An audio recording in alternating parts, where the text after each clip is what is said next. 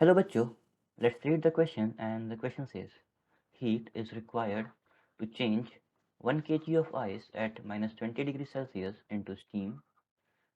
Q1 is the heat needed to warm the ice from minus 20 degrees Celsius to 0 degrees Celsius. Q2 is the heat needed to melt the ice. Q3 is the heat needed to warm the water from 0 degrees Celsius to 100 degrees Celsius. And Q4 is the heat needed to vaporize the water. So हमें Q1, Q2, Q3 और Q4 में relation बताना है.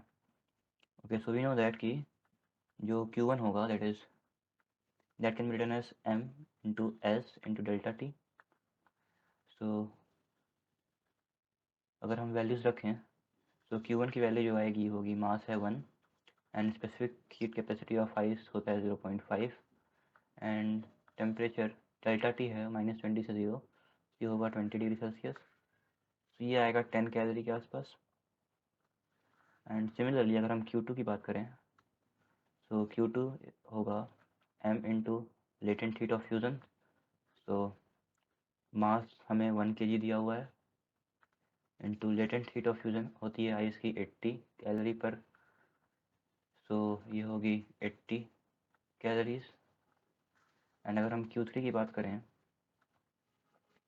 तो Q3 equals M into S into delta T.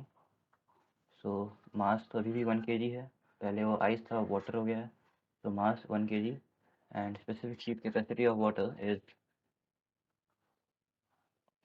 1 and change in temperature is from 0 to 100, so 100 degree Celsius. तो ये होगा 100 calorie. And अगर Q4 की बात करें तो Q4 is M into latent heat of vaporisation. So mass equal 1 and latent heat of vaporisation होता है वाटर का 540 कैलोरी. तो ये होगा 540 कैलोरी के इक्वल. सो अगर हम कंपेयर करें तो हम कह सकते हैं यहाँ से Q4 is greater than Q3, greater than Q2, greater than Q1.